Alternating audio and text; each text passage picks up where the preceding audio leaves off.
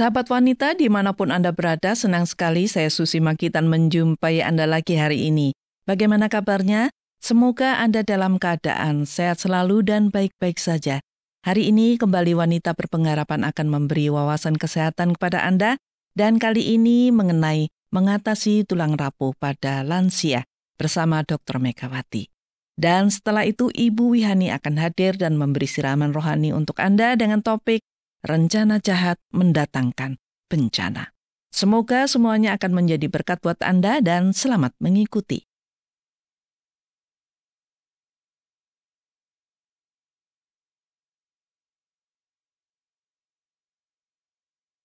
Sahabat, tulang keropos banyak dialami oleh orang tua atau lansia.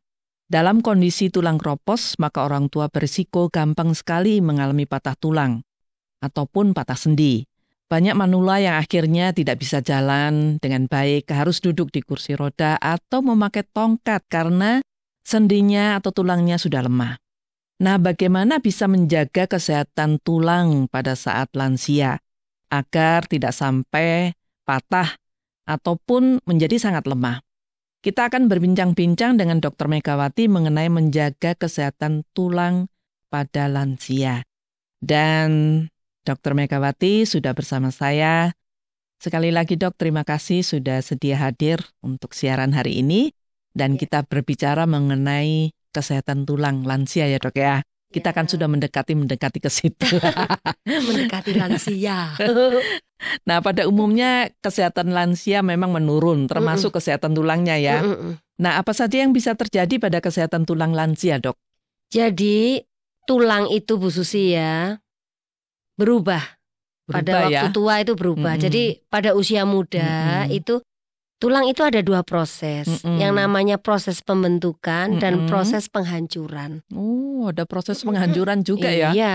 Jadi pada waktu muda yang namanya proses pembentukan atau osteoblas, jadi pembentukan tulang itu cepat gitu. Sementara penghancurannya lambat. Oh, begitu. Iya. Jadinya kan terbentuk dengan bagus, kokoh gitu. Nah, kalau sudah tua, itu penghancurannya cepat, pembentukannya jadi kurang. Oh, gitu. Jadi itu sudah sifatnya tulang.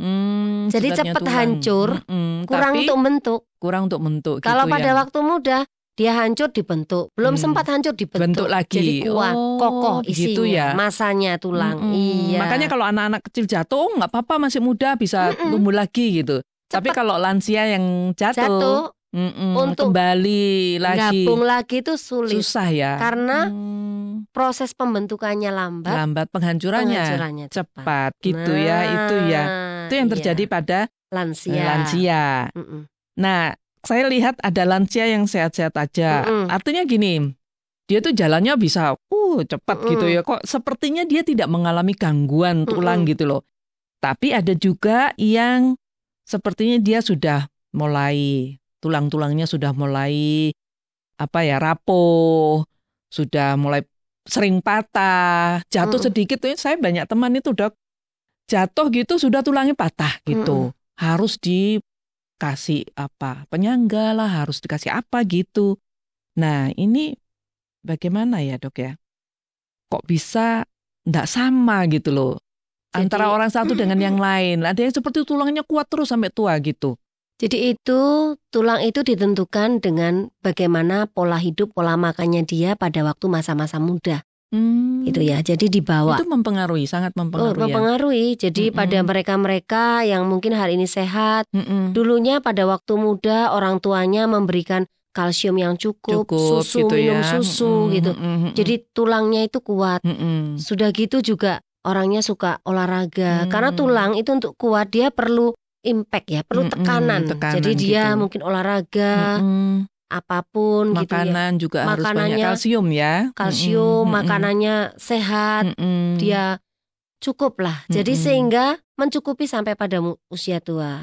Nah, ada orang yang dulunya mungkin ya kurang gizi gitu. Jadi tulangnya sudah mulai tidak olahraga tua, mungkin sudah mulai osteoporosis gitu loh. Gitu ya. Nah, kalau dibanding nih pria dengan wanita, mana yang lebih banyak mengalami gangguan tulang ini? Ya pasti wanita. Wanita. Mengapa Dok?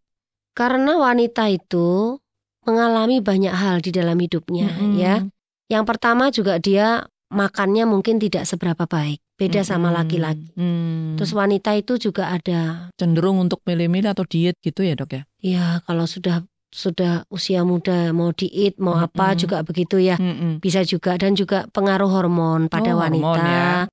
Dia juga menstruasi, dia juga melahirkan, hamil, melahirkan. Itu mempengaruhi ya. Bayi itu mengambil kalsium banyak dari ibunya. Mungkin pada waktu hamil ibunya kurang kalsium, kalsiumnya disedot semua untuk anaknya. Makanya pada ibu hamil kan mesti kadang-kadang sakit gigi lah, betul. Tulang linu-linu itu berarti kurang kalsium. Diambil oleh bayi. Itu wanita. Gitu ya. Kalau pria kan nggak hamil. Iya betul. Nah itu loh. Jadi wanita memang lebih banyak gangguan itu. Nah ini tanda-tandanya kalau tulang lansia itu sudah tidak sehat itu apa saja dok? Ya seperti tadi kata Bu Susi bilang, jatuh sedikit patah gitu ya, atau nyeri-nyeri sendi, ngilu-ngilu gitu ya. Iya, terus itu berarti sudah nggak sehat itu ya. Nggak sehat, terus bentuk tulang belakang, tahu-tahu semakin kayak mengkerut gitu. Nah itu tanda-tandanya. Ada juga yang kakinya bisa pendek gitu ya dok ya? Ya bisa. Bisa ya itu ya. Osteoporosis itu. Nah sekarang ini bagaimana mengatasinya dok? Kalau misalnya lansia itu sudah sendinya udah nyeri-nyeri, kemudian ngilu-ngilu. Nah bentuknya sudah yang dokter bilang tadi sudah tidak bagus lagi, artinya sudah bengkok atau apa, ini bagaimana? Kalau mengatasi itu Bu Susi ya, kan sudah terlanjur nih ya. Sudah keropos, sudah apa. Sudah keropos. Kan sudah tidak bisa diapa-apakan. Oh begitu ya? Ya iyalah, bisanya dijaga. Hanya dijaga bagaimana supaya tidak bertambah parah. Artinya begini nih, sudah kelihatan keropos, ya sudah enggak usah olahraga yang aneh-aneh, enggak usah jalan terlalu capek enggak usah berdiri terlalu lama. Apalagi lari gitu ya. Iya, jangan pakai sepatu yang hak tinggi gitu. Jadi atau berjalan di yang licin-licin gitu bisa terpleset, itu ya caranya ya dok ya mengatasinya. Maksudnya untuk ngatasi memang ada obat ya, ada obat untuk tulang keropos atau untuk linu itu ada obat, tapi kan itu hanya membantu saja. Aslinya itu yang benar tuh ya mencegahnya nantinya itu dulunya itu bagaimana. Kalau sudah sekarang sudah terlanjur ini untuk mengembalikan masa tulang lagi itu sulit sekali. Walaupun orang bilang oh minum susu, tapi susu merek A gitu, merek apa gitu, itu sulit sekali karena memang sudah kodratnya tadi penghancurannya lebih tinggi daripada pembentukan. Kalah gitu loh. Kalah ya, betul. Jadi ini sekarang ini yang paling penting dilakukan oleh anak-anak atau orang-orang yang masih muda, khususnya wanita ya, yang dokter tadi katakan banyak risikonya nih, karena mengalami banyak hal, yang haid lah, melahirkan lah, hamil segala macam. Nah sekarang ini bagaimana untuk menjaganya supaya kalaupun dia menjadi tua atau lansia tidak terlalu parah gitu loh dok. Itu bagaimana? Apa yang paling penting gitu yang harus dilakukan? Untuk menjaga kesehatan tulang ini berarti nomor 1 aktivitas fisik. Mulailah dengan aktivitas yang tinggi. Karena itu akan meningkatkan kepadatan dan kekuatan tulang. Olahraga ya. Yang kedua cukup asupan kalsium. Kebutuhan kalsiumnya orang tua pun sebenarnya ya tetap butuh kalsium, Bu Susi, 100 mg per hari. Bukannya tadi mengatasi udah dibiarin saja, tetap saja minum kalsium ya. Bahan yang mengandung kalsium itu susu, keju, yogurt, kacang almond. Oh, kacang-kacangan ya, kacang almond. Terus sayuran hijau, brokoli, pokcoy gitu-gitu ya. Ikan dengan tulang. Sarden, teri itu ikan dengan tulang. Jus jeruk itu juga bisa diperkaya dengan kalsium. Nah kalsium itu sebenarnya tidak bisa memenuhi, tidak cukup untuk kalsium saja. Tetap harus butuh namanya vitamin D. Vitamin D ya. Vitamin D itu ada di bahan misal sarden, salmon, tuna, ati, telur, susu. Tapi itu berupa provitamin D. Untuk jadi vitamin D dia butuh sinar matahari, Bu Susi. Jadi makanya bagi pendengar yang menutupi seluruh tubuhnya itu kurang sehat ya dok ya?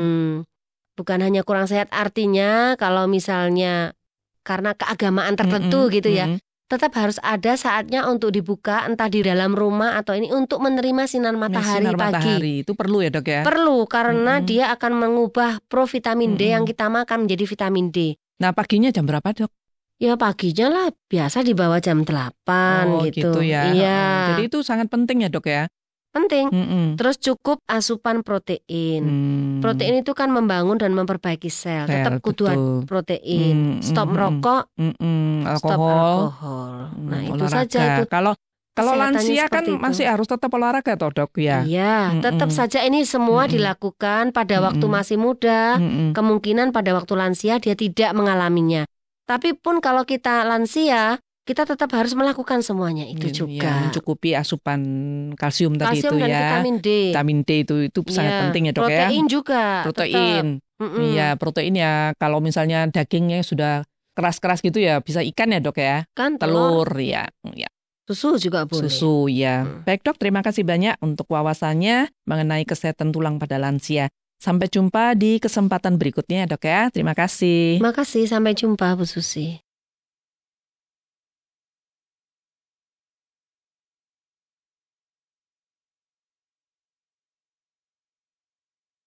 Sahabatku, semoga perbincangan mengenai mengatasi tulang rapuh pada lansia tadi bermanfaat bagi Anda dan keluarga.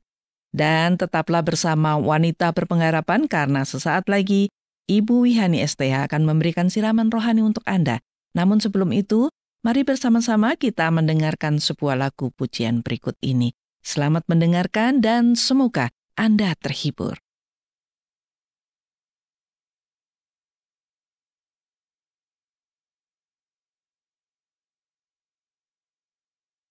Sahabat Wanita Berpengharapan, saya Wihani senang bersama Anda tentunya pada kesempatan yang indah ini. Saya yakin pengetahuan tentang kesehatan jasmani, khususnya tentang mengatasi tulang rapuh pada lansia, yang dibawakan oleh Ibu Susi dan Dr. Megawati tadi, sangat bermanfaat bagi kita semua. Nah, sekarang jiwa kita pun membutuhkan kesehatan tentunya. Kali ini, saya akan membagikan renungan buat kita semua dengan topik rencana jahat mendatangkan bencana. Sahabat, setiap orang memiliki rencana dalam hidupnya. Rencana untuk menikah, memiliki anak, rencana memiliki rumah, dan lain sebagainya. Semua rencana itu baik adanya. Dan pada umumnya, orang merencanakan hal yang baik dalam hidupnya. Tetapi kita tahu, ada juga banyak orang memiliki rencana yang tidak baik atau rencana jahat. Kita sering mendengar pembunuhan berencana, perampokan yang sudah matang direncanakan, rencana menjatuhkan bisnis teman, dan lain sebagainya. Kita masih ingat kasus seorang anak gadis di Bali yang masih berusia 8 tahun dibunuh oleh ibu angkatnya sendiri. Ternyata, pembunuhan itu sudah direncanakan. Ibu angkatnya tidak senang anak angkatnya menerima harta warisan yang ditinggalkan oleh suaminya. Sehingga, ibu angkat itu ingin merebut hak anak itu. Dan untuk mendapatkan harta warisan dari anak angkatnya dengan mudah, maka anak itu harus mati. Karena bila anak itu mati, maka otomatis harta warisan itu jatuh ke tangan ibu angkatnya. Jadi, ibu angkat ini menyusun rencana jahat untuk menghabisi nyawa anak angkatnya. Dan akhirnya, ia berhasil membunuh anak angkatnya. Walaupun ia menyangkal, tetapi penyelidikan membuktikan bahwa ibu angkatnya lah yang merencanakan pembunuhan itu. Dan kini, ia harus mendekam di penjara seumur hidupnya. Kisah ini merupakan salah satu contoh orang yang merencanakan kejahatan dalam hatinya. Sahabat, kita juga tahu dan tentu masih ingat dengan kisah Yudas, murid Tuhan Yesus. Dia memiliki rencana jahat, yaitu menyerahkan Yesus kepada imam-imam kepala yang ingin membunuh Yesus. Dan Yudas bisa mewujudkan rencana itu dengan baik. Yudas berhasil menyerahkan Yesus dan mendapatkan uang yang telah disepakatinya dengan imam-imam kepala. Tetapi setelah Yudas tahu bahwa Yesus dijatuhi hukuman mati, menyesallah dia. Kemudian dia mengembalikan uang itu kepada para imam kepala sambil berkata, aku telah berdosa karena menyerahkan darah orang yang tak bersalah. Tetapi para imam kepala itu tidak mau menerima uang Yudas. Dan kemudian Yudas melempar uang itu ke dalam bait Allah, lalu ia pergi menggantungkan diri. Sahabat, orang bisa membuat rencana jahat dalam hatinya untuk tujuan tertentu yang dia inginkan. Bila orang memiliki rencana jahat dalam hatinya, maka ia juga akan berusaha keras untuk melaksanakan atau mewujudkan rencana itu. Rencana yang baik maupun yang jahat, keduanya mengandung konsekuensi atau akibat. Bila kita merencanakan sesuatu yang baik, lalu rencana itu terwujud, maka kita akan puas dan bahagia, dan kita bisa menikmati hasil usaha kita untuk mewujudkan rencana baik itu. Tetapi tidak dengan rencana yang jahat. Bila rencana yang jahat itu terwujud, tentu orang yang melakukannya juga akan puas dan bahagia. Tetapi itu hanya sementara, karena kejahatan melawan hukum Tuhan dan hukum negara tetap ada akibatnya. Akan menjadi bencana pada diri sendiri. Sahabat, kepuasan dan kebahagiaan karena perbuatan jahat hanya sebentar dan akan digantikan dengan penderitaan sebagai akibat dari perbuatan jahat. Dan tidak ada orang yang melakukan kejahatan yang terbebas dari hukuman. Kalaupun orang bisa bebas dari hukuman negara karena tidak ketahuan atau tidak mengakuinya, hukuman Tuhan akan tetap berlaku. Firman Tuhan dalam Galatia pasal yang ke-6 ayat yang ke-7 mengatakan, "Jangan sesat.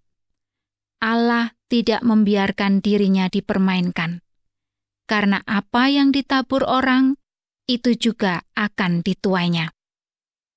Sahabat, hati kita sangat berperan dalam segala perencanaan dan perbuatan kita dalam hidup ini. Dalam hati kita tersimpan segala perencanaan dan keinginan.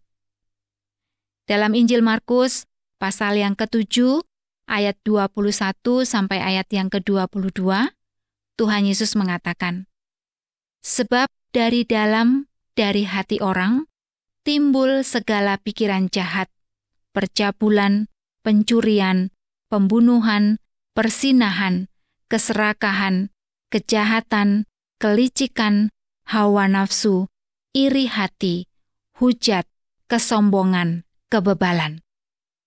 Jadi, di dalam hati bisa tersimpan segala pikiran dan rencana jahat. Pikiran dan rencana jahat dalam hati seseorang tentu akan diusahakan sekuat tenaga untuk dikeluarkan atau diwujudkan. Hampir tidak pernah ada rencana dalam hati yang tidak dimunculkan atau tidak diwujudkan. Tetapi, di samping rencana jahat dalam hati ini juga bisa terisi dengan rencana dan pikiran yang baik, yang suci dan murni. Hati yang baik dan suci akan terisi oleh kasih. Dan bila hati kita terisi oleh kasih, maka yang muncul adalah kesabaran, kemurahan hati, kesopanan, pengampunan, dan tidak egois. Hal-hal inilah yang akan keluar dari kehidupan kita bila hati kita menyimpan kasih.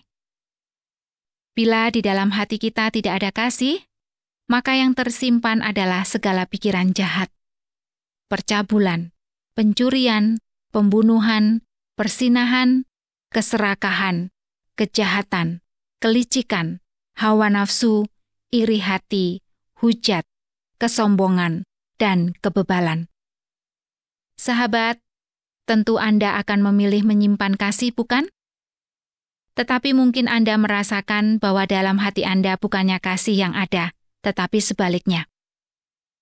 Bila Anda ingin mengganti isi hati Anda dengan kasih, maka ada satu hal yang Anda harus lakukan, yaitu percaya kepada sumber kasih itu, yaitu Yesus Kristus.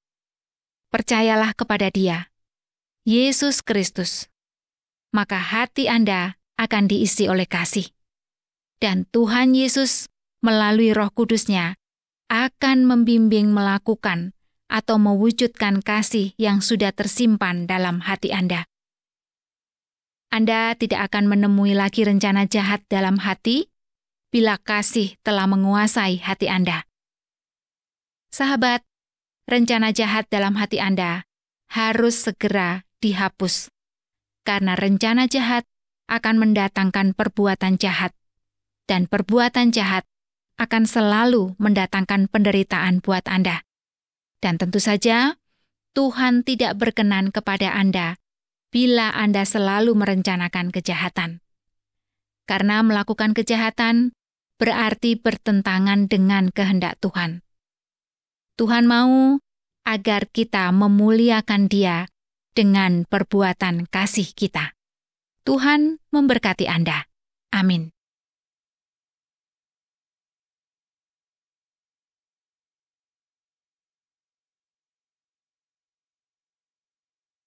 Sahabat wanita berpengharapan, sayang sekali kita harus berpisah karena selesai sudah seluruh acara wanita berpengharapan untuk hari ini. Semoga sajian kami hari ini juga bermanfaat buat Anda. Dan bila Anda ingin menanggapi acara ini atau Anda ingin membagikan pengalaman hidup Anda, langsung saja hubungi wanita berpengharapan melalui SMS atau WA ke nomor 081 333 777-386. Saya ulangi sekali lagi nomornya 081-333-777-386. Akhirnya saya Susi Makitan mohon pamit dan sampai jumpa. Terima kasih Anda sudah mengikuti program kami. Jika Anda diberkati, jangan lupa like, komen, dan share supaya Anda tidak ketinggalan setiap program terbaru kami. Jangan lupa juga untuk subscribe channelnya dan nyalakan loncengnya. Jika Anda ingin mendukung pelayanan kami, bisa melalui rekening kami berikut ini, atau menghubungi kami di sini.